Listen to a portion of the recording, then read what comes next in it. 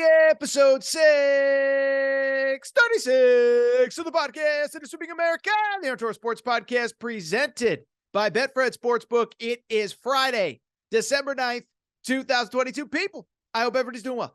I hope everybody is having a great day. By the way, if you are watching on YouTube, the backdrop, it broke on Thursday. Betfred is sending me a new one, but all you see is a blank white wall. I promise everything is okay. We will get a new backdrop going, but busy show. And here's what you need to know about the Aaron Torres pod today. We're going to jump around in a lot of different directions. We're going to start, a topic that we discussed a lot over the summer. It was Brittney Griner. I just want to kind of put a bow on it, as we obviously got the news on early Thursday, that she will be coming home. Everything that went on, this was something we discussed. I got to kind of just discuss it as she is now coming home, thankfully, but obviously there was a lot of context that needs to be shared. From there, we'll kind of get to more of a traditional show. We will talk an update on the transfer portal. By the way, I do think this will be a Deion Sanders free episode of the Aaron Torres pod, but we will talk a little transfer portal, just kind of some of the names that you need to know, a couple new additions since we last talked about this on Tuesday's show. Then this is what we're going to do. We're going to take a quick break, come back. My main man, Garrett Carr. So for people who do not know, Garrett Carr is a writer for us at AaronTorresOnline.com. He does a great job with college football. And I just bring him on to kind of talk about some of the topics. He's kind of a Midwest guy, went to Penn State, kind of knows the Big Ten really well. So we talked a little bit about Ohio State. We talked a little bit about the playoff. We did talk some Deion, so it's not a Deion-free show, but he will join me to talk basically nerd out on some college football for about a half an hour. And then we will wrap with our Friday staple, Aaron Right, Aaron Wrong. Busy show, fun show here on a Friday. Before we get to it, a couple quick announcements. One, you know who I want to thank? Our presenting sponsor, Betfred Sportsbook and the Betfred app. By now, you know the deal, you know the drill. Betfred started in 1967 in the UK, one of the most reputable sports books overseas. They have come to the United States and made a major splash in recent months. So much to tell you about what Betfred is doing. They are the presenting sponsor of the Cincinnati Bengals. Legal sports betting coming to Ohio on January 1, by the way. Some really cool announcements around that, so make sure you are paying attention to that. Also, the presenting sponsor of the Denver Broncos, the Colorado Rockies. And what I love about working with Betfred, there is no company that does more for its bettors than Betfred. And here's what they're going to do for you today. On top of everything they've already done, Betfred suite at Cincinnati Bengals games, first pitch of Colorado Rockies games. As I said, some big things coming for the launch of sports betting in Ohio. Here's what they are doing for you today, right now, this second, if you're a listener to the Aaron Torres pod. Download the Betfred Sportsbook app. All you got to do, bet 50 on any game, and you get $250 in free bets courtesy of the Betfred Sportsbook. Again, Betfred Sportsbook, bet 50, get $250 in free bets courtesy of Betfred. I love working with them. They take care of you. And as I said, if you're in the Ohio, Kentucky area around New Year's, stay tuned. We got some really cool stuff. Also, I want to thank our sponsor, Bracket Fanatics, who, of course, takes care of our NFL Pick'em. Shout out to Bracket Fanatics. Okay, so Bracket Fanatics by now, again, you guys also know the deal on Bracket Fanatics. Of course, I've worked with them for multiple NCAA tournaments at this point. They have gotten into the NFL space, and we are running our Aaron Torres NFL Pod Pick'em Challenge. By now, you know the drill there. Sign up, bracketfanatics.com. All you got to do is click the join bracket name Torres if you have not already. Here's what Bracket Fanatics is doing for listeners of the Aaron Torres pod. They are giving away $100 weekly winners. Every single week, all you got to do, sign up, pick all of the games that week. And we do, by the way, have our winner from last week in week 13. The question is, who is it? It is Who Day Wins. And I got to give a quick shout out to Who Day Wins, okay? Who Day Wins went 14 of 15 last week. The only game he got wrong was the game that everyone got wrong, that tie in the Commanders game. So Who Day Wins was on a roll. Who Day Wins, again, congratulations to him. I know who it is, so it is a him. It's not in question. But shout out to Who Day Wins. He was our winner last week, 14 out of 15 picks. And again, Go to bracketfanatics.com, $100 weekly winners, and the $1,000 season-long cash prize. Thank you to Bracket Fanatics. All right, really quickly, I do want to get to the topic of the day. And what I want to do is just very briefly share some thoughts on a story that we discussed quite a bit over the summer. That was, of course, the imprisonment in Russia of Brittney Griner. Okay, I think we all know the deal. Brittney Griner, famed WNBA player, all that good stuff. She was overseas around this time last year. I think it was February of 2022. Flies to Russia to play in the Russian Professional Basketball League. She gets pulled over at the airport. She has some vape cartridges on her in that situation, and she was arrested, okay? And so we talked about it a lot, really in the summertime, because why we talked about it is pretty straightforward. I was really, really, really frustrated with the coverage and the lack of coverage when it came to Brittney Griner overseas, okay? And what I said at the time was pretty straightforward. No one is arguing that what she did was not dumb. But at the same time, where my frustration was with the modern athlete that wants to be outspoken, have an opinion, talk about everything political, talk about the presidential race, talk about whatever political topic that they care about. But for some reason, they were very quiet on the Brittney Griner stuff. And I heard people say, well, it's because it's a complicated geopolitical matter. That's never stopped LeBron James. That's never stopped many other athletes for feeling the need to voice their opinions. I was disappointed that none of them were. If you remember, I gave a lot of credit to Dawn Staley, the women's coach at South Carolina. She was the only one consistently saying, Brittney Griner, Brittney Griner, Brittney Griner, we have to get her home. LeBron finally spoke on it after he was basically publicly pressured to.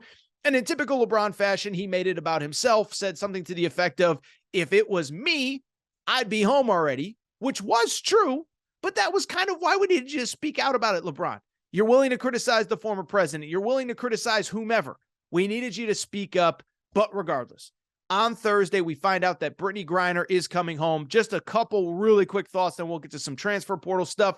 But listen, I first of all, happy for Brittney Griner, happy for her wife. As I said a minute ago, this is a moment to celebrate, okay? This was a situation where, as I said, I think we can all agree that while bringing a vape cartridge with you to a foreign country, especially one like Russia with the government setup that they have, was probably really dumb.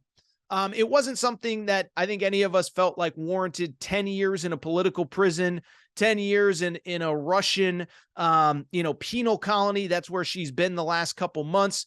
And so I am happy and grateful that she's coming home, happy for her wife, happy that they can move on as a couple, and that we can move on, and Brittney Griner is coming home. On the flip side, a couple other things. One, obviously, we all know kind of what had to be done to get Brittney Griner home. Victor Bout, I believe is how you say his name. He was an arms dealer in Russia. If you do a little research on him, he's actually kind of an evil guy. Basically was the guy that has armed drug cartels. He's armed some of these civil wars overseas in certain African countries. But I saw a lot of today, like, how can you, a lot of people, and I don't mean to be crass, but this was the analogy that a lot of people were making, was that it was a political prisoner trade. Okay. We get back a WNBA player, they get back an evil criminal that's gotten, that's led to probably, frankly, thousands of deaths across the country. What I would just say, and we talked about this in the summer, these were always the stakes. This was what was expected from the Russian side in terms of, if we're going to give you Brittney Griner, we expect this in return. So I'm not here to criticize our government. I'm not here to say, and again, I'm not trying to be crass, but these were the conversations that people were having. I'm not here to say that we quote unquote lost the trade, or what kind of trade is this. I'm here to say these were always the stakes when it came to Brittney Griner. Also, what I would also say, I am disappointed. I am disappointed in the situation that, yes, we got Brittney Griner home. Yes, she was the most prominent of a couple political prisoners overseas. But I think we also saw that there are a couple political prisoners that are not home right now. There is a former Marine named Paul Whelan. He is still overseas. He did actually an interview with CNN. I don't know how he did it from prison, where he said his bags are packed. He's ready to come home. He does not understand how that can be. But he's still there. And then Mark Fogel, another American, he was actually in prison over there for a marijuana offense. It was a medical marijuana deal. And we don't know all the details, but he is still there as well, 41-year-old school teacher. And so I am disappointed. I am disappointed that we couldn't have brought all them home. And again, I would press and pressure and urge all of you listening, don't forget about those two young men, and not young men, but those two American men. And we got to continue to bring their names up so we don't forget about them overseas. Finally, the last thing that I would say, I hope this is wake up call is not the right word for Brittney Griner, right? But I anyone who kind of has followed this story knows she has had some very anti-American things to say in the past. And I'm not here to litigate and say that you can't say anything anti-American or whatever. America isn't perfect, but America is, as far as I'm concerned, the greatest country in the world. I think anybody that's spent significant time overseas, and I'm not saying I'm some, political expert or whatever, but you go to a lot of places, they got it a lot worse than here. And so one thing that I've always been disappointed by is a lot of American athletes choosing to use their stage and use their platform to talk down on America, to talk about the problems. No, this place isn't perfect, but at the same time, I believe it's the greatest country in the world. I wouldn't want to live anywhere else. And I think anybody who's spent any time overseas realizes how great that we have it here and that we shouldn't take our freedoms and our liberties for granted. Brittney Griner at times has been outspoken. She said some things that I think in hindsight she probably regrets, but I bring it up to say, I hope she has a newfound appreciation for not only her freedom, but also the work that this country did to get her home. So those are my thoughts on Brittney Griner. Again, felt the need to just very briefly hit on them. Very, very, very happy that she is back. Happy for her family. But also, let's not forget about Paul Whalen. Let's not forget about Mark Fogel. Let's keep them in our thoughts. I'm going to take a quick break. We'll come back. We'll do the normal AT stuff on a Friday. We'll talk a little portal. Take a quick break. Be right back. I do want to get to some much lighter, funner stuff, and that is the college football transfer portal. So we just got kind of serious in that first segment, but I want to talk portal for a few reasons. And what I want to do in a minute is kind of break down kind of the top 10, 12, 15 players that you need to know in the portal, okay? But why I want to have, before we get to the segment, a couple things. One, this week, as I said the other day, it really was kind of a transformational week as it pertains to the transfer portal and college football as we know it. As I told you earlier in this week, we've always had the portal, or we've had it for a few years, but this was the first year that the portal actually closed during the season, okay? And so previous years, I'm Aaron Torres, I'm at Clemson, Florida State, whatever. I don't like my coach. I got into it with him at practice. I could just enter the portal. The next day, other schools could contact me. I could be literally visiting another campus a week from now. And so the NCAA said, look, players should be allowed this movement possibility. But we can't just have players having one bad practice, deciding to leave in the middle of the season, and then transferring to other places. So they've put in these portal kind of guardrails and these portal windows. And so Monday was kind of a real, kind of historic day in college football from the perspective that the portal reopened, and it was just refreshing social media to see who was the latest player that went in. I saw a lot of people equate it to the first day of NBA free agency or NFL free agency or whatever. I don't even think that's fair, because in NBA free agency and NFL free agency, who's actually going to enter or who is a free agent. This was just kind of ooh, that guy's going. Ooh, that guy's going. Could that guy be entering the portal? Oh, that guy's assistant coach left. So it was a fascinating couple days. But what I would also say before we get to the top 10, 12, 15 guys in the portal, I did notice something interesting throughout the week that kind of caught my eye.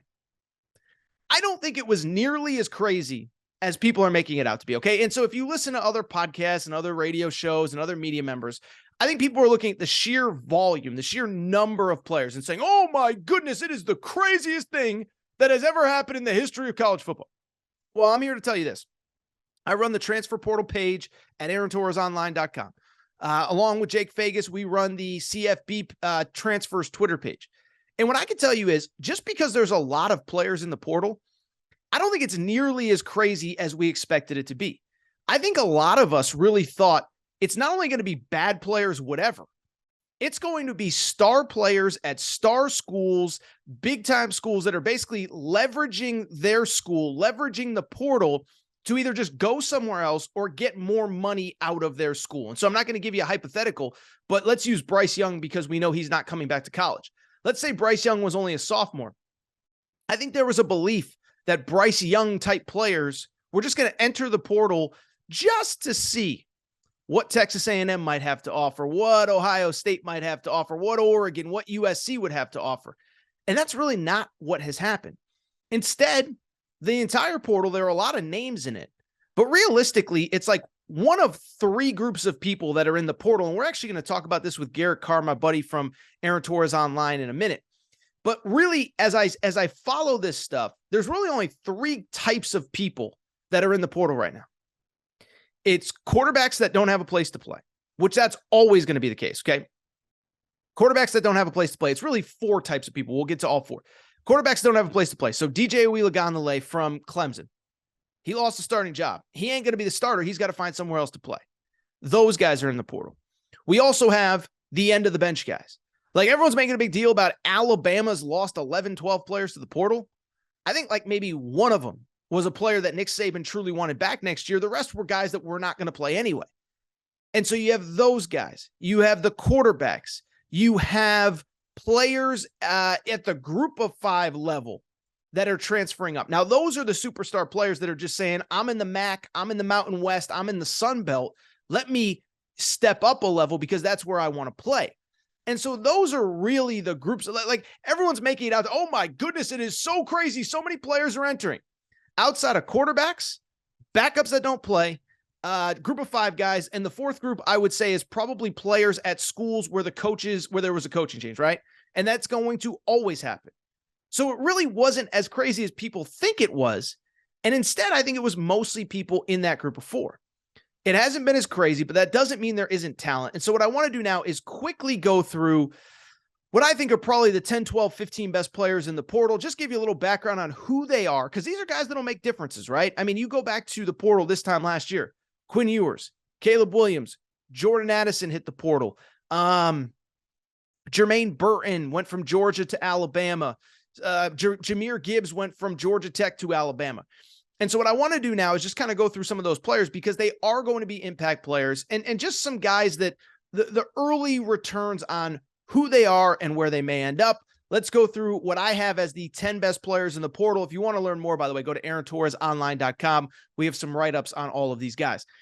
So to me, this is a weird year in the portal because the best player, like there is no, I just mentioned Caleb Williams and Quinn Ewers. I don't think there is a Caleb Williams or Quinn Ewers this year in the portal. I just don't think there's anybody that can come to your program, put your program on your back, elevate your program the way that Caleb Williams did, taking USC from 4-8 to 11-2 this year, or even Quinn Ewers 5-7 to 8-4, and two of those losses came without him in the lineup. But when I look at the portal, in terms of the best player in the portal, I will tell you there is a quarterback. It is not DJ. I believe the best player in the portal, as far as a guy that can make an impact next year, is a kid named Devin Leary, a quarterback who played this past season at NC State, okay? He came into the year as a legitimate NFL draft prospect. He actually had his best year last year, 35 touchdowns, 5 interceptions. If you remember, early on this season, NC State was kind of a playoff dark horse, and it was because of this guy. He gets hurt. He misses the second half of the season. NC State replaces him, and now he decides to hit the portal. This is the guy. If you're a big-time school and your school needs a quarterback, watch out. I still tend to think that Notre Dame is probably the team to beat. Notre Dame is really probably that one piece away. He is a graduate. He will be able to step in right away and compete for that job. But I also wouldn't be surprised if the Alabamas, if the Georgias reached out and just said, hey, come here and we're going to play the best player. And if that's a younger guy, we're going to play the younger guy. But if it's you, we're going to play you as well. To me, Notre Dame is still the leader, but I find him to be a very, very, very interesting player because I believe he is a guy that every school is at least kicking the tires on, and then we'll go from there. Second best player in the portal. This is the rare guy.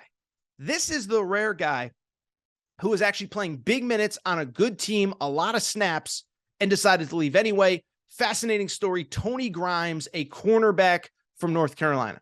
His story is really unique. So he was a high school All-American, 5-star, can't miss corner in the class of 2021. If you remember what would have been his senior year, there was COVID problems. Some schools weren't playing at all. Some schools were playing a limited schedule. He reclassified and went to UNC. For the last 3 years at UNC, he has been a starter at UNC and still decided to hit the portal this year after finishing with 36 tackles, 7 pass breakups, and 1 forced fumble. What I would say about a player like that, I don't think we're going to get a lot of recruiting intel because he's not one. He's already been through the recruiting process before. He's been recruited by the Alabamas, the Clemsons. He chose North Carolina over Clemson. He's not going to be excited because Coach Prime offered or Nick Saban offered or Kirby Smart offered. I think this one's going to be quiet. I think he's going to end up in an elite school, whether it's Alabama, Georgia, LSU, USC. Those are the types of schools that are going to be recruiting him. Tony Grimes, the corner from North Carolina. I think this one may just be one day we wake up, we find out that he is committed to a blue blood college football program. Number 3 player you need to know. Another really interesting player, Dominic Lovett, Missouri wide receiver. He was actually the 3rd leading receiver in all of the SEC behind Jalen Hyatt, who just won the Biletnikoff, as well as one other guy. Played at Missouri last year, 846 yards on 56 catches. This guy is a burner, okay? Up and down the field really fast. But it was an interesting deal at Missouri because it was kind of one of those deals where it felt like, is he really going to be the focal point going forward? They signed the number 1 recruit at wide receiver last year in a kid named Luther Burden. Luther Burden's getting most of the snaps, so now he decides to hit the portal. This is another guy who's going to hear from everybody. The early rumors are that Colorado Coach Prime is very much involved, that LSU has gone into the mix. Dominic Lovett is a name you need to know there. Very interesting. Another really interesting name that you need to know. And by the way, I love this kid's name. Fentrell Cypress, okay? Graduate transfer from Virginia, all ACC cornerback. You know, he's one, graduate transfer. Team wasn't very good. They had a coaching change last year. He decides to hit the portal, and the buzz about him is through the roof.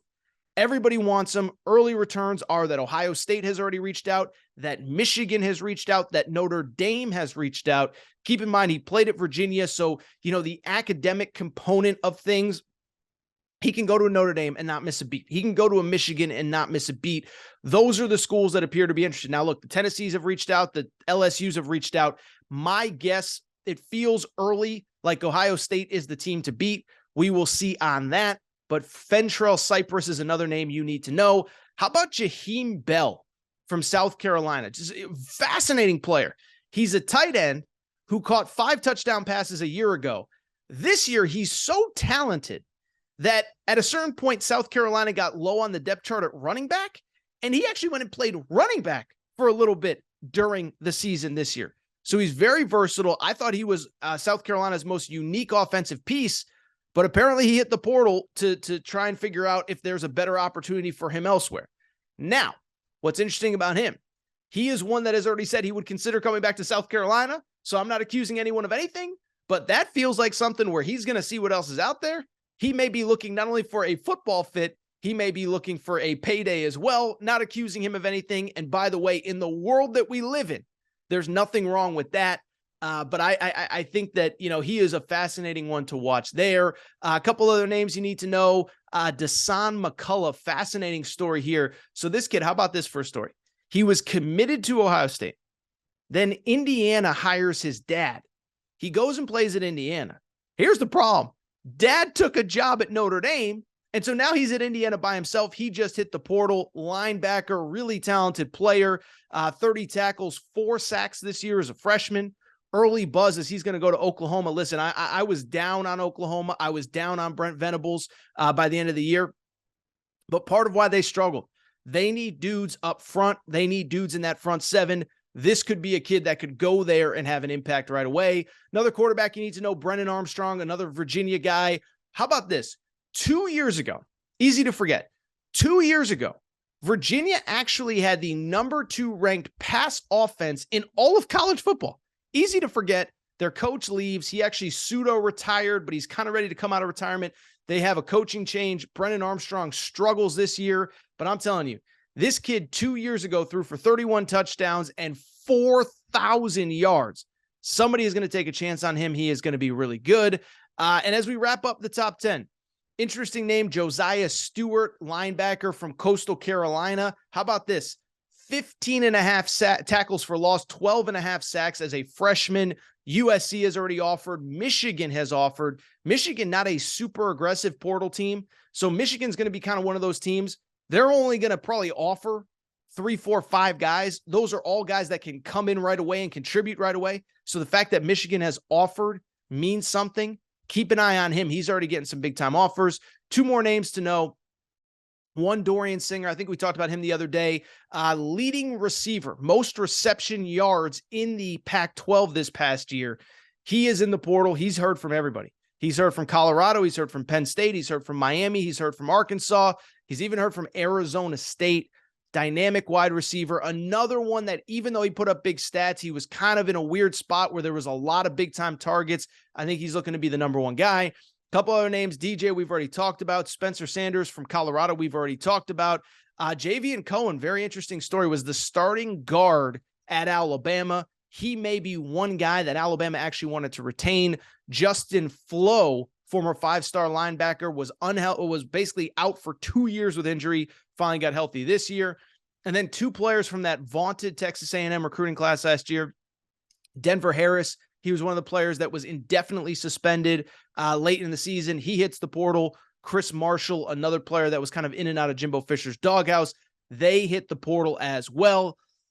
Yeah, those are the names that you need to know. And we'll kind of continue to update these as time goes on. But what I would say is, like I said, to lead the segment, I think it's very interesting, and we're going to talk about this with Garrett Carr in a minute. I don't think the volume of players, of good players at impact schools has made a difference. To me, this frankly comes down to what we talked about with Mark Stoops a few weeks ago. If you remember, Mark Stoops was kind of complaining about, do we have enough NIL money, blah, blah, blah, blah, this and that. We need to get on it.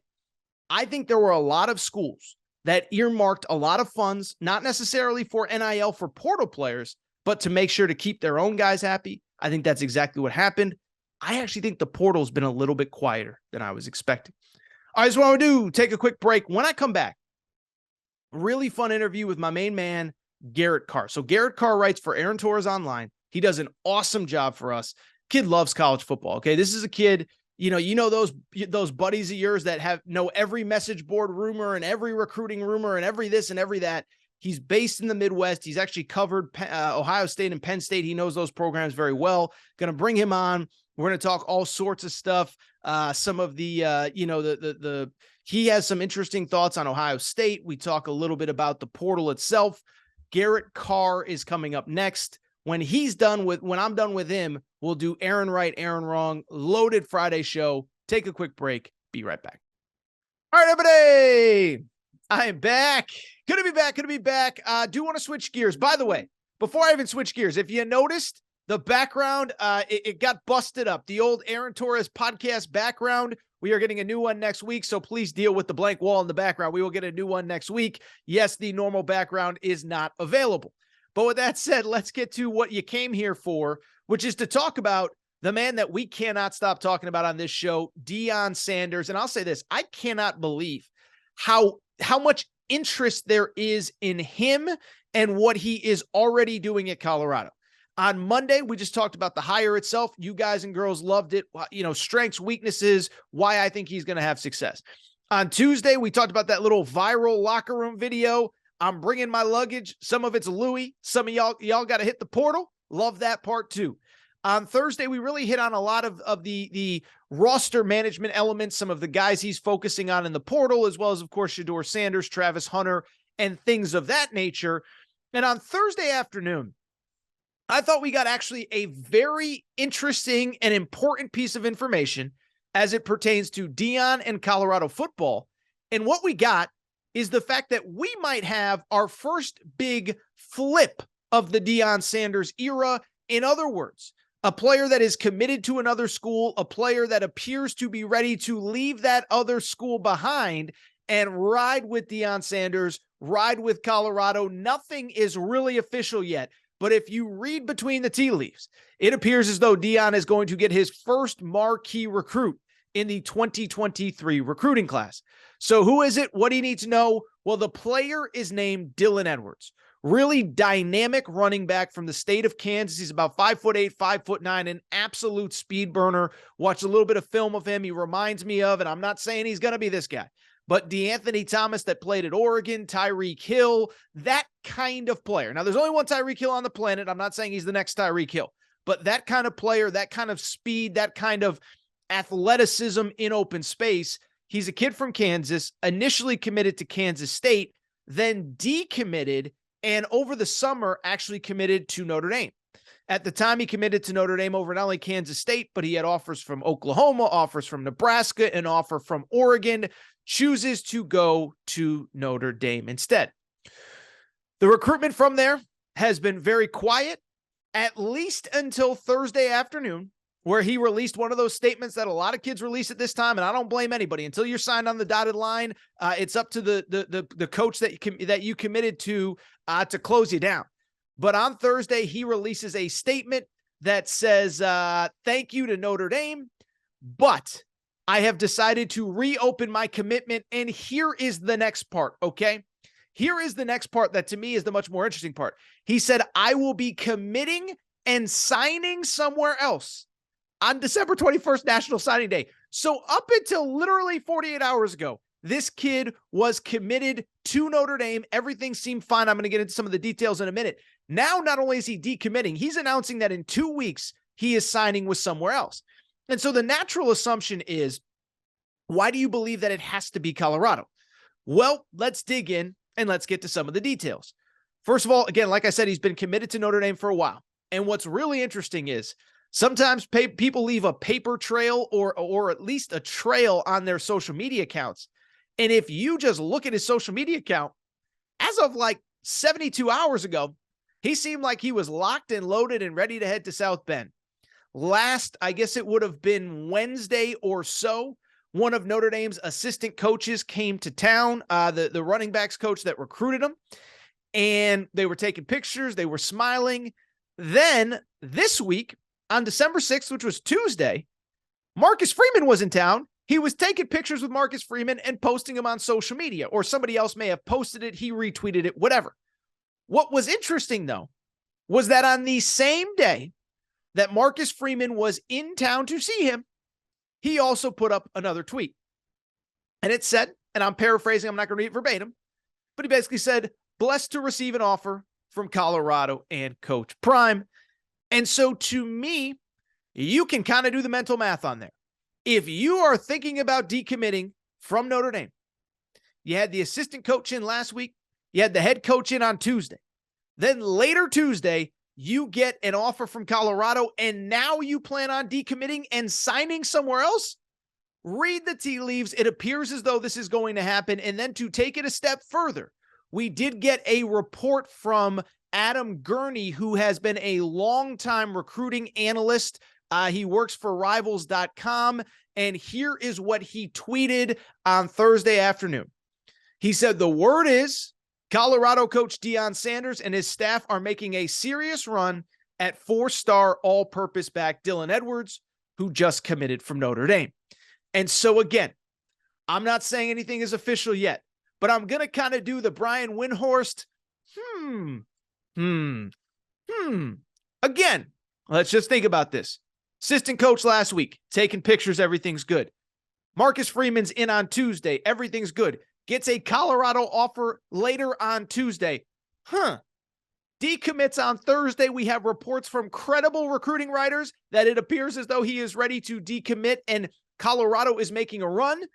And so this, to me, is the first sign, the first guy that Deion Sanders could really flip that I think is going to ruffle some feathers. And what I would say about this is a few things. One, I don't think any of us know for sure that this is definitively going to happen. But if it isn't this guy, it's going to be somebody else. And this is something, listen, I get a lot of stuff wrong, but I told you from the beginning, I said, if Deion ever gets to a Power 5 job, This guy is going to, at the very least, kill it in recruiting, upgrade the roster, and we'll go from there. And oh, by the way, he just went 12-0 at Jackson State. So you'd think if he gets the talent, he's going to have success on the field. But what I keep going back to is a couple of things. One, this isn't just a prominent football player who parachuted into college football and decided he wanted to coach. And we've talked about this before. He was a very successful high school coach in Texas, had sons that were recruited. And I think he kind of, even before he got to Jackson State, he understood the game. He understood how it works. He understood how recruiting works. So often these guys that come into college from the professional ranks or from outside of college sports, they don't really know the work that goes into it. I look at basketball. This was Chris Mullen's problem at St. John's. He didn't want to recruit. Like, that's the bottom line. Patrick Ewing at Georgetown, that's been a big problem. It hasn't been his coaching. He's a great coach. He can't get players. And so it's the same, by the way, the HBCUs. Hugh Jackson, remember him, came to Grambling State this year. Eddie George is at Tennessee State. But there's only one Deion who has been through the process, who gets what it takes, and he got it at Jackson State. Got players that you could have never gotten at Jackson State otherwise, or at least we don't think they could have. We'll see if the HBCUs continue to recruit at an elite level without him. But then beyond that, there was something else I was thinking as I was kind of thinking about this Dylan Edwards report. It's this. What I was thinking was, how many guys do you think that Deion Sanders made that phone call to in his 2-3 years at Jackson State that really wanted to come with him, that really wanted to rock with him, but just couldn't do it at Jackson State? And it's no disrespect to Jackson State. It's no disrespect to the HBCU's FCS football, but it is a level below. The facilities, the resources, everything that comes with being a major college football player, it's just not the same as the Power Fives. The meal plans aren't the same. The strength and conditioning isn't the same. The travel isn't the same. The dorms aren't the same. And so when you go to Alabama or Ohio State or whatever, you're basically a professional, right? You're treated as a professional. You have every resource and amenity that a professional would have. You have a professional strength and conditioning program. You have a professional meal program. And so I wonder how many kids took that call from Deion and said, man, I want to rock with this guy. But I can't do it at the FCS level. I can't step down a level of competition when I can go to the SEC, or I can go to the Big Ten, or I can even go to the Pac-12 and play in an Oregon or a USC. Now think about those kids taking that same phone call from Deion saying, wait, I can go to the Pac-12?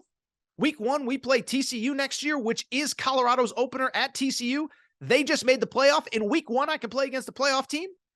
In week 2, our home opener is against Nebraska from the Big Ten. I can put tape out there for the NFL from the Pac-12 against USC, against Oregon, against TCU, against Nebraska.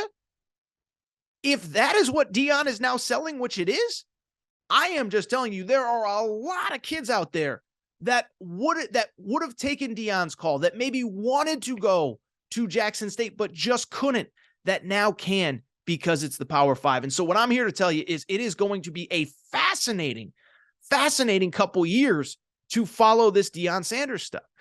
Now, look, it's going to take a roster of 85. It's not going to happen overnight.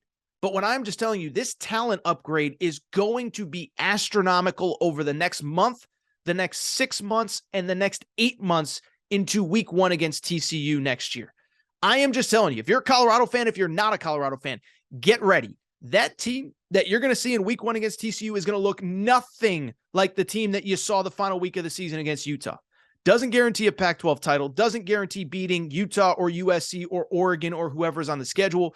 But I'm telling you, there is going to be a lot of recruiting news coming out of Colorado. And I just take my word, Deion Sanders is going to pull some recruiting miracles over the next couple weeks, next couple months, and we'll see if it starts with Dylan Edwards.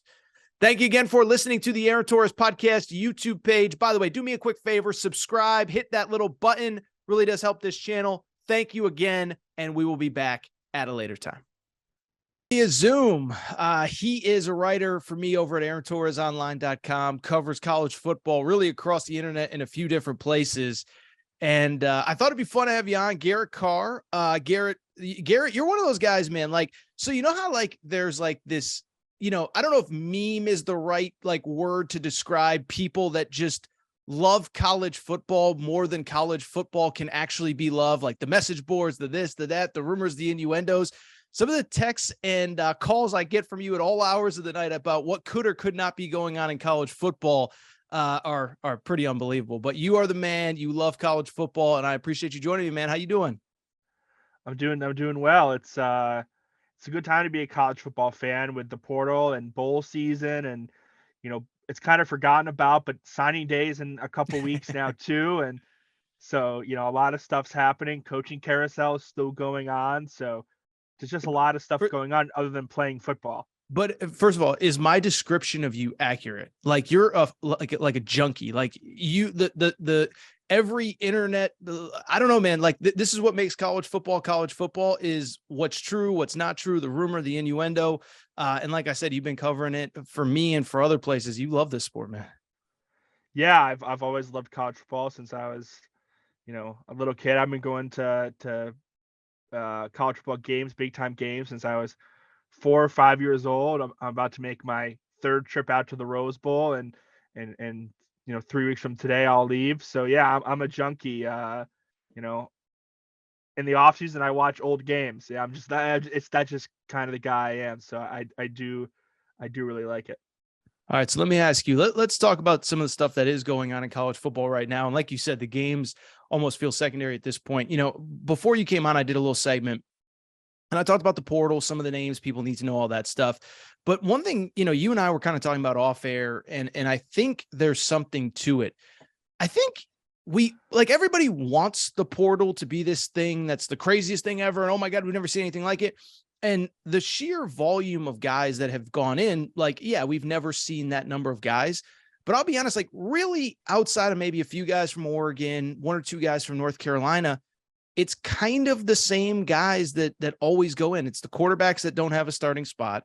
It's the backups at places that know they're not going to play. What have you made of the early portal so far? Because I think people want to make it crazier than it actually is. Yeah, so I think people thought, not only the portal, because this isn't the first year we've had the portal, but this is kind of the first year we've had a full NIL cycle to go along with the portal.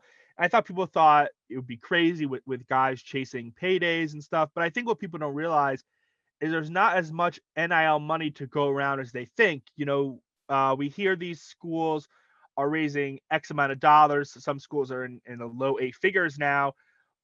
But a lot of that money is being used to either get recruits or to keep guys already on the roster from going into the portal. So, if you think of it like an NFL salary cap, not all of that money is going to be used for free agent signings. Most of that money is tied up in other things. And it's kind of similar here. So, there isn't a lot of money for superstars, to go chase the bag, so to speak, and maybe get $3 or $4 million. That's just not really out there as people maybe thought it was.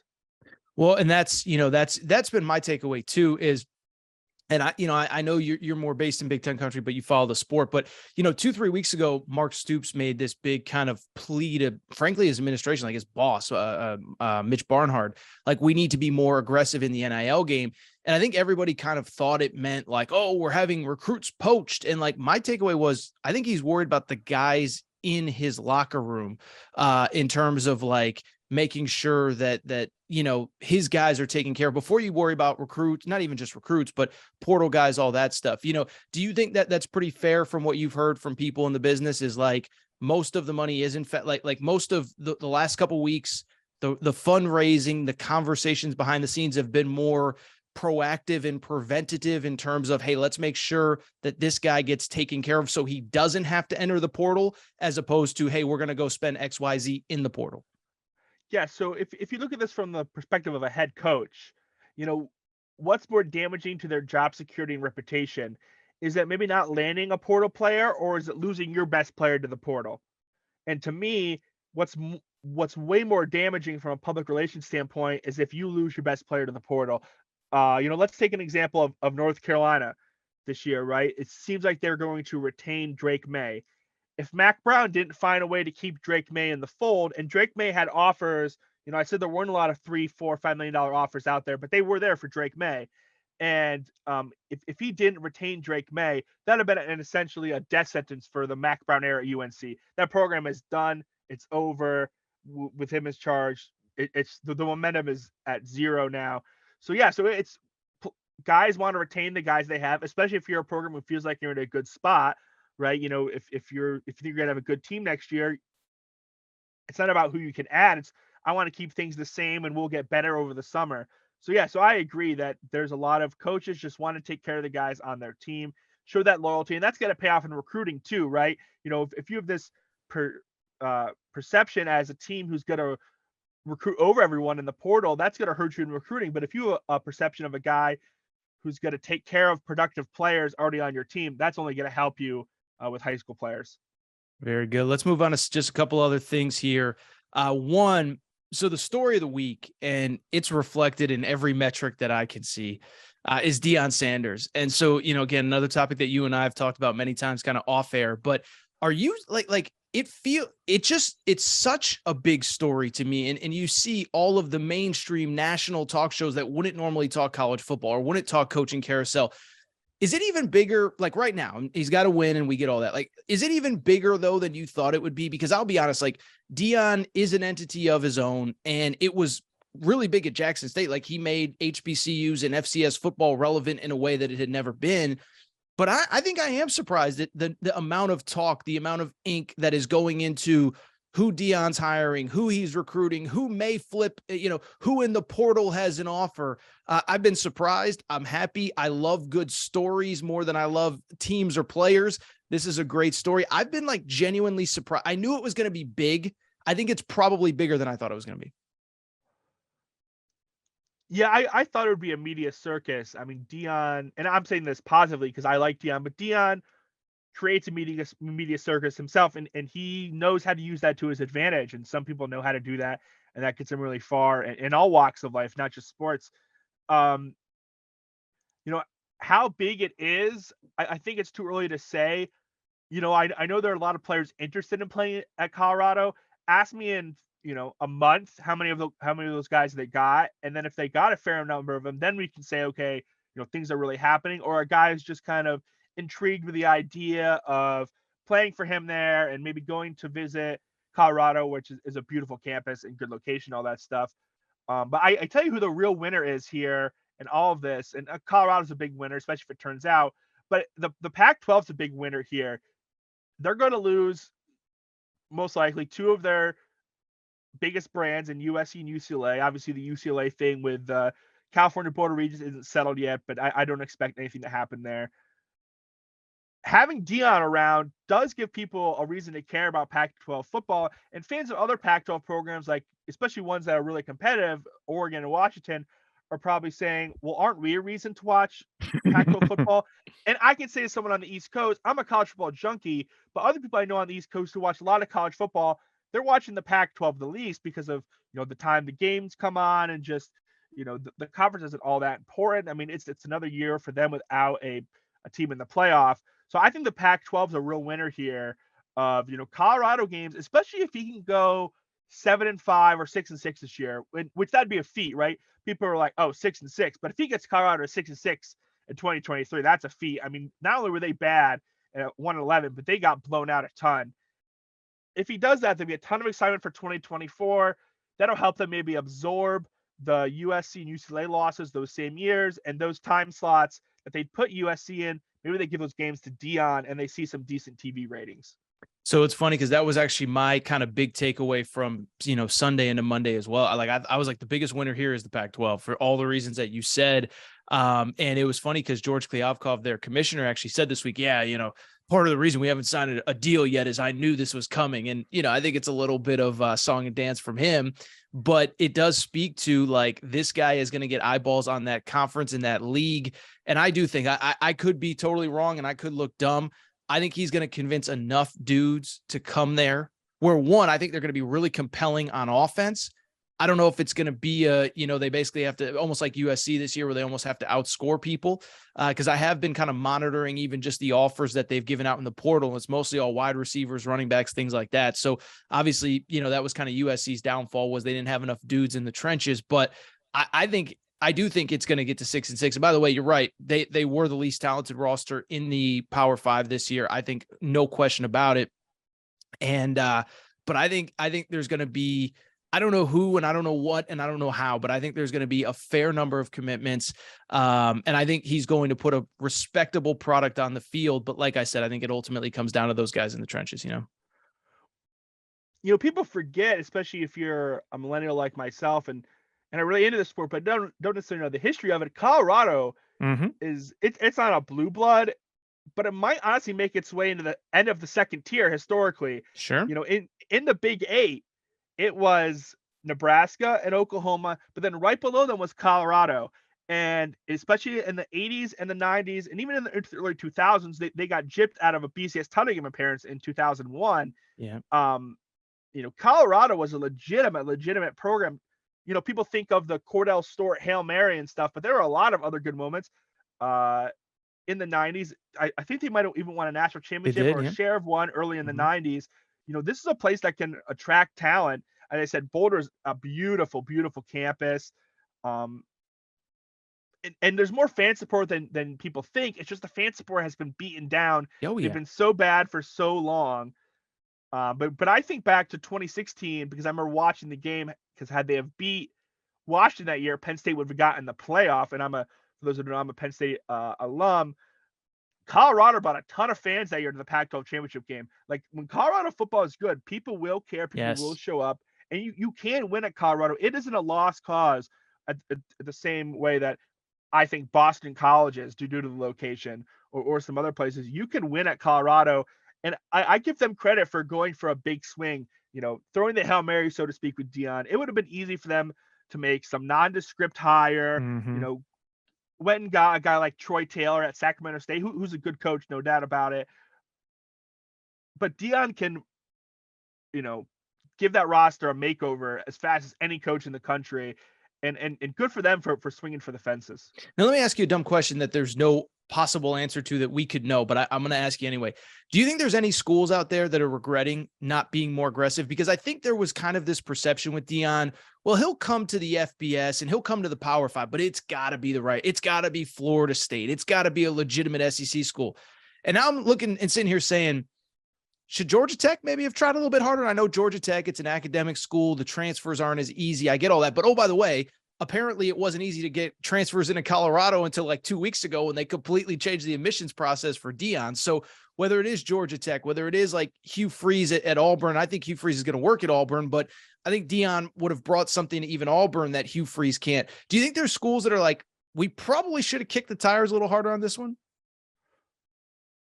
I think in about 2 years from right now, Auburn fans will be thinking, what the heck were we doing? I don't know if anyone's is familiar with Rush Probst. Is a name you should know.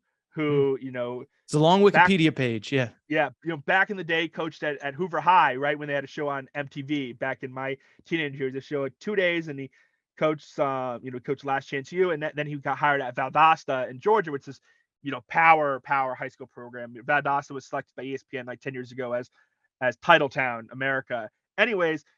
Rush Probst is going to win you football games for a year, maybe two, but it's guaranteed the program he runs will end in complete ruin. And I pinky promise you, Auburn fans, Hugh Freeze will leave Auburn in complete ruin.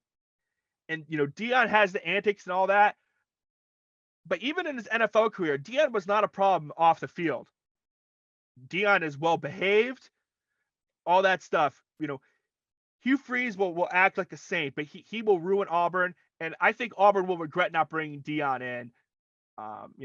Obviously Deion would have picked Auburn over Colorado, at least I would have to think so, and he would remake that roster faster than Hugh Freeze is. I'm not so sure he isn't even a better football coach than Hugh Freeze, and he's going to be way less embarrassing for your school. So yeah, there are teams out there.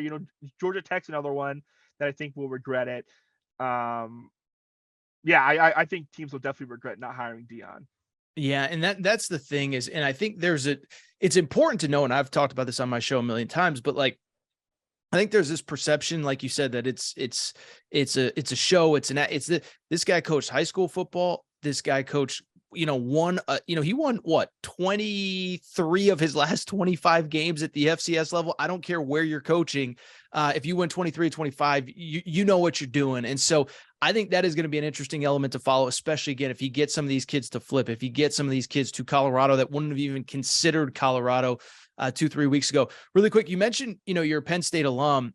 I kind of just want to like take things to Big Ten territory right now. And, just because of where you live and who again, some of our conversations that aren't for recording, I know you're kind of plugged into the Ohio State program, and I'm just curious, like, what is your perspective on Ohio State right now? Because on the one hand, I think an outsider would sit there and say they're 11-1, whatever. I would sit there and say, and I've said it on this show, Ryan Day gets paid $10 million to win one game a year, and he has lost it 2 years in a row. And as I've said on this show, and I think it's important to note, you look through like a lot of their recent kind of quote unquote marquee games, trailed going into the fourth against Penn State, trailed at halftime against the bad Notre Dame team that lost to Marshall a week later, the trailed to Utah in the Rose Bowl last year. And so I think this thing is going in the wrong direction, maybe at a speed faster than I think the average fan would probably think. Like I said, I know you kind of know that program pretty well. You live in the Midwest. Just your thoughts overall on Ohio State. Yeah. So first of all, I want to preface this, but that everything I'm about to say could look very stupid in a month. Sure. Okay. That's my whole career. Everything I say ends up looking stupid. So it's okay. If they happen to win 2 more football games, but I go back to Miami at the beginning of the 21st century, and the slip was slow at first, and it was hard to notice because there was so much talent at Miami. Everyone talks about that 2001 team being incredibly talented, and it was, and it covered for some deficiencies that were popping up in the program under Larry Coker, and they started to come out. The next year they lose to an Ohio State team that was good, but not nearly as talented as them. The next year they go 9-3, and now all of a sudden you're in the downslide, and that's kind of what Ohio State feels to me right now. Under Jim Tressel and even under Urban Meyer, listen, Ohio State was as physical of a football team as you'd play in the country anywhere. And, week in and week out on offense and defense, they could run the ball, they could stop the run. They were going to be tough, physical, assignment sound.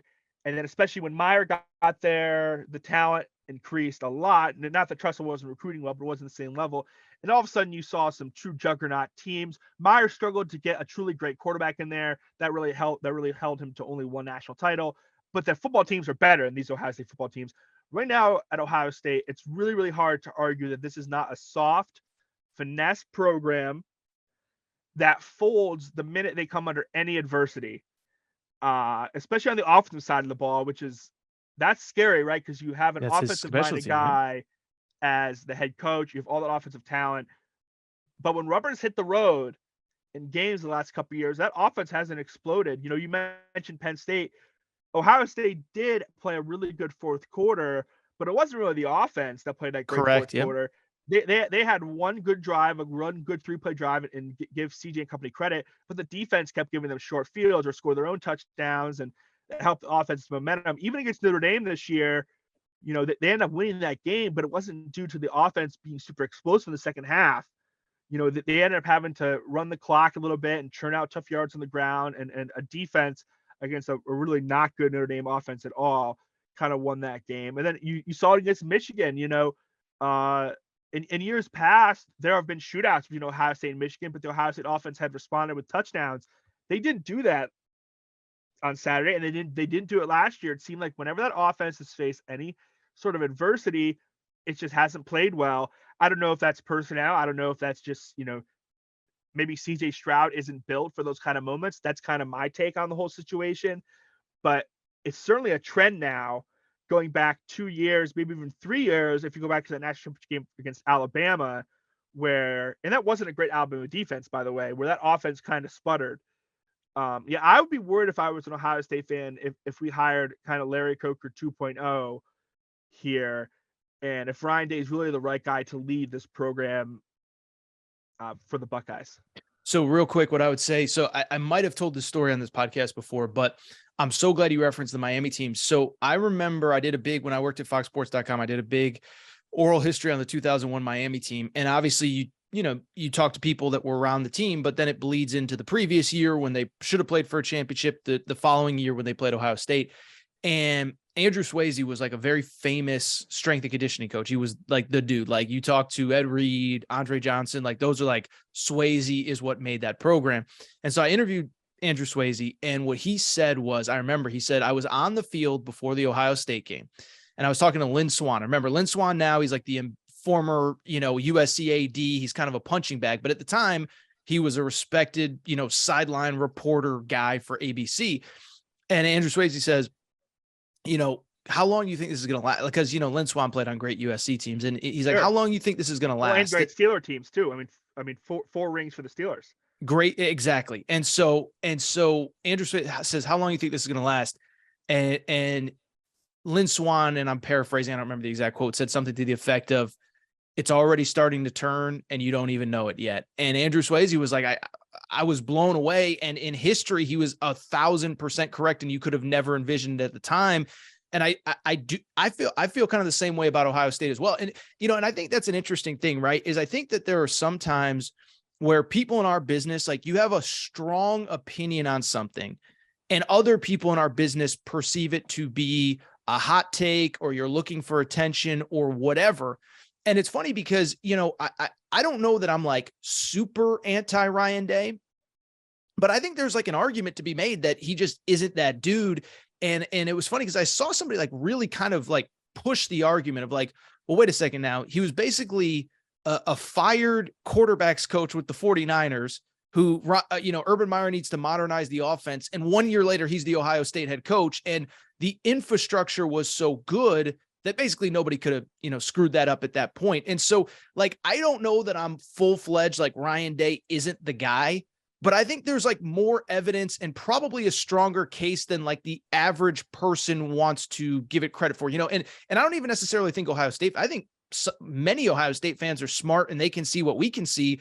And it's not just we've lost to Michigan twice, fire the coach. I think they're seeing what we're talking about. And so I don't know, this isn't really a question as much as a statement, but I thought it was funny because I'm not super anti Ryan Day, but when people tried to kind of make the argument that maybe, to use a quote from Jim Harbaugh, he was born on third base and thinks he hit a triple, people started making that argument after the Michigan game, and other people in our business started criticizing him. And I said, I don't think it's really that far off to at least be asking these questions. Not saying it is, but it's not. I don't think it's wrong to be asking these questions after 2 straight losses to Michigan and in general, a program that appears to be backsliding. Yeah, I mean, I think all that's fair. I think this Georgia game is huge for him for 2 reasons. Obviously, you beat Georgia, and we're at the point, right, where if Georgia wins this championship, we're starting to approach dynasty territory, right? Because that'd be 2 straight titles. No one else has done that in the playoff era. Interesting. That's an interesting point. Yeah, no one else has done it, which is kind of weird to think about. You think maybe Alabama would have done it, but they have not. I do not believe they didn't. Yeah, so that's crucial for him, but also it would set up a rematch in Michigan. And I'm sorry to say this, Michigan fans, but if Michigan beats TCU and Ohio State beats Georgia and Ohio State beats Michigan, nobody cares about what happened in November. Right. Right. I just went through this as a North Carolina basketball fan with UNC and Duke, and no one would have cared that Carolina beat Duke at Cameron Indoor at Coach K's last home game if they had beat us in the Final Four. So that's going to be big for Ryan Day. But if they lose to Georgia, and I think they will, I think Ryan Day is really on the hot seat next year, and the schedule does not set up well for a couple reasons. First off, you're at Michigan to end the year. That's not good. Michigan's going to bring back J.J. McCarthy. I know they lose some guys up front, but they're going to do well in the transfer portal, bringing in offensive linemen. Doesn't set up well. Second off, looking at the Big Ten still, it's going to be the best Penn State team James Franklin has had. Yeah. And if you look historically, no one has played Ohio State as well as James Franklin has over the past 10 years. People are like, oh, only 1 win. And I get it, but with the talent gap, Penn State has been a play away from winning of those 9 games, maybe 7 of them, maybe 8 of them. And now the talent gap next year is going to be a lot smaller. Both teams are going to be in very similar situations at quarterback. And all of a sudden, you're looking at an Ohio State team where they could lose 2 games. And if one of those is to Michigan, he's not going to be the coach in 2024. He's not. He's not going to lose to Michigan 3 times in a row, not win the Big Ten any of those years, and not win a championship any of those years, and still be the coach of Ohio State in 2024. It's not going to happen. Really quick before I have two things I want to get to. The first one, you mentioned Alabama and having never won back-to-back. Here's just my question for you. I just did an interview in Tuscaloosa with my buddy Ryan Fowler, so I'll ask you. If I gave you an over-under of half a national championship for the rest of Nick Saban's career, in the world that we live in, transfer portal, next year he's going to have a first-year starting quarterback. He's probably going to have at least 1, maybe 2 new coordinators. And I said, we don't know how long Nick Saban's going to coach. If I gave you over or under a half a national championship, in other words, is he going to win at least 1 more? Do you believe he's going to win at least 1 more? Yeah, so real quick, they did win back-to-back, but not in the playoff era. They won in 2011 and 2012. They beat LSU, Notre Dame. No, over. I mean, over. Sure. I would take the over 1.5. Really? To be blunt. Yes. It's Nick Saban. Listen, he's had groups before that for whatever reason just didn't quite get it right. The 2010 group was like this a lot, right? You looked on paper, all this talent, they had some injuries too, but they just didn't quite. It just didn't quite go right. And then he won back-to-back and reestablished the dynasty. Listen, this guy's still the top of his game. They're still recruiting like a powerhouse. He's going to bring in some great coordinators. He's going to make the changes. Some of the guys who are playing right now didn't live up to their potential. They're going to be gone. There's going to be a fire in that. But couldn't you have said that coming into this year, though? Couldn't you have said that there would be a fire after the way last year ended? You could have, but when I go back and look at it, I can see how that building got a little complacent this offseason because, the players, they're not dumb. And they say, oh, well, Georgia beat us with a once-in-a-generation defense for Georgia. But, they look around the locker room and they're like, wow, Bryce Young's to my left and he just won the Heisman Trophy. Will Anderson probably should have won the Heisman Trophy. He's to my right.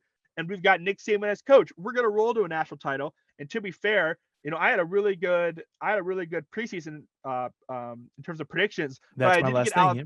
I did get Alabama wrong, though. I thought Alabama would roll to it this year. So I can't blame the players for thinking like that. But now you're looking at an offseason where they've lost twice. They're losing that quarterback.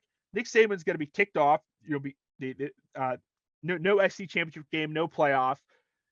I think it's going to be a tough offseason in Alabama. In that building, I think Saban's going to have them right. I'm not saying they're going to win it all next year, but just right off Nick Saban, he's the greatest coach of all time. I mean, I even think back to Penn State, and Joe Paterno was like clearly past his prime.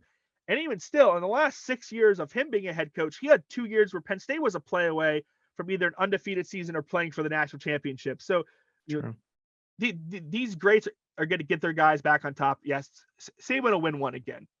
Yeah, and it's funny because this was kind of the argument that I got in with Ryan was he loves Saban, but he was a little more critical of Saban. I said, I think it was the coordinators. I don't think they have the right guy at either spot, and I think Saban's going to get that fixed, and I think he'll figure it out. And we, like you said, we have a 30-year, you didn't say this part, but 30-year track record that he's going to figure it out, and there's been peaks and flows, ebbs and valleys. I do agree. Peaks and flows, ebbs and valleys. Okay, I said that right. Last one. All right, we'll let you out of here. You kind of humble brag there a half a second ago. I was going to ask you anyway. So we did all of our preseason predictions at AaronTorresOnline.com.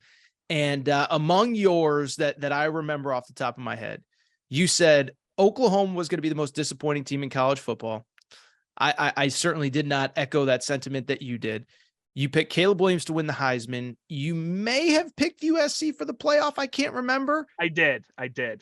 So you basically batted 1,000. I don't know if you want to take a victory lap or kind of explain what you saw that maybe other people didn't.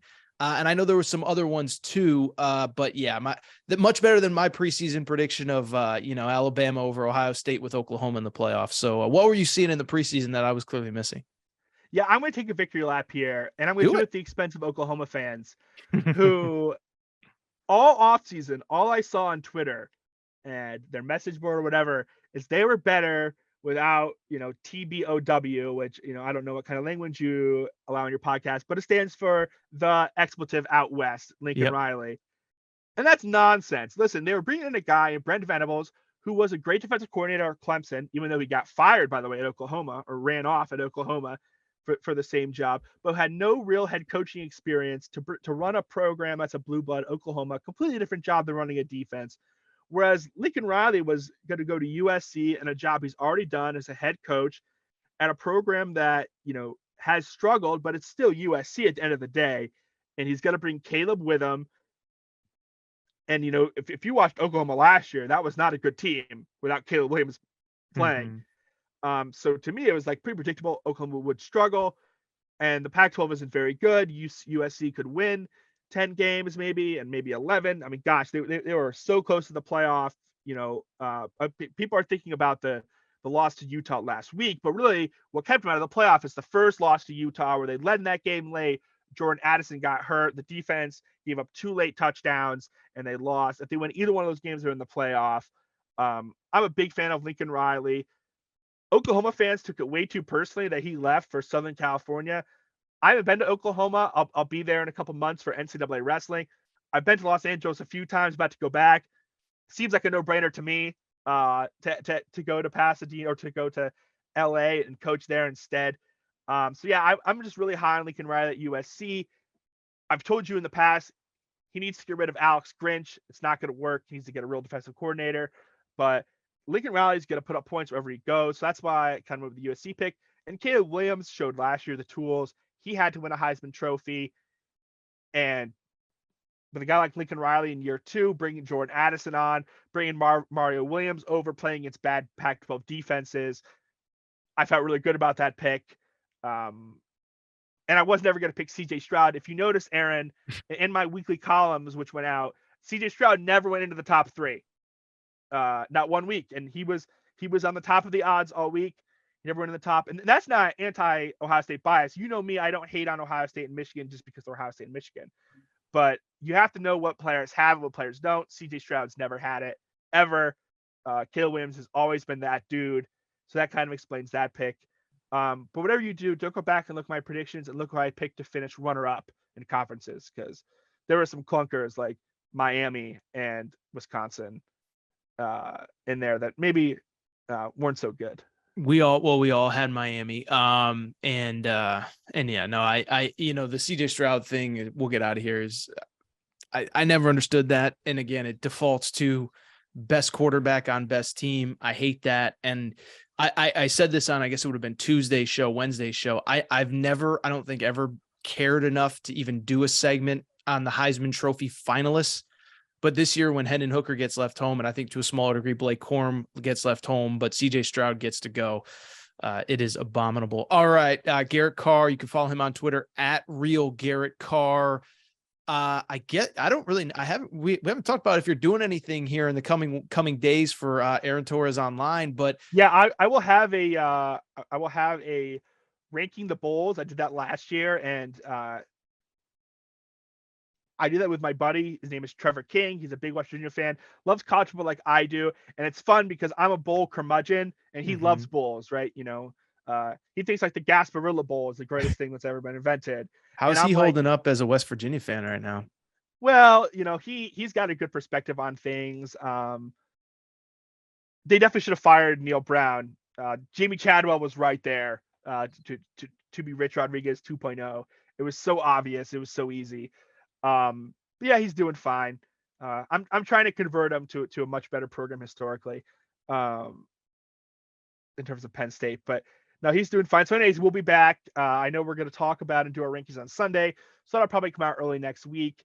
And then I'm sure there'll be some recruiting and signing day stuff. Yes. And hopefully I will be able to write a column after the Rose Bowl, basking in Penn State's glory of a Rose Bowl win, and talking about just how big this season was for James Franklin, coming off 2 subpar years to have a really, really great season this year. So, well, we'll save that for next time, because I want to ask you, I don't generally get the James Franklin frustration, but that's another conversation for another day. All right, Garrett Carr, make sure to follow him at Real Garrett Carr. My man, I appreciate the time. We will talk again, maybe, as we get close to the championship game or something, we'll do this again. But I appreciate you, and we'll do it again soon. All right. Yes. Thanks, Aaron.